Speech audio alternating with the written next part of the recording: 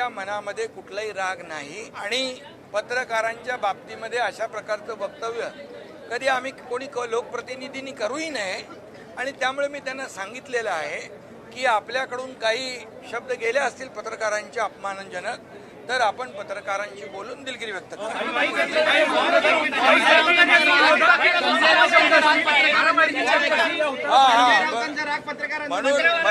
म्हणून मी सांगतो त्यांनी तशीच भावना व्यक्त केलेली आहे। तर मी आपल्याला एवढंच सांगतो की जे लोक आता संजय दिना पाटील यांनी माझ्याजवळ भावना व्यक्त केल्या, पत्रकारांचा अपमान मला करायचा नव्हता बिलकुल, परंतु जे दररोज त्यांच्या विरोधामध्ये जे वक्तव्य करतायत त्यांच्या घरातल्या परिवाराच्या बाबतीमध्ये वक्तव्य करतात हे अतिशय निंदनीय आहे। हे आता कुठली पातळी आहे? किती दिवस तुम्ही बघताय?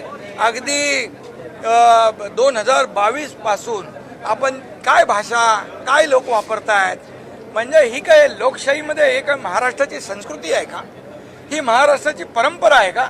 अशा प्रकारे आई बहिणीचा उद्धार करणं, आई बहिणीवरून शिव्या देणं हे किती आणि पत्रकारांच्या समोर आणि दोन कटी म्हणायचं, अरे काय हे काय? म्हणजे कुठल्या थराला जाऊन तुम्ही ह्या महाराष्ट्रामधली संस्कृती अगदी रसातळाला पोहोचवलेली आहे याचा राग संजय पाटील यांच्या मनामध्ये आहे।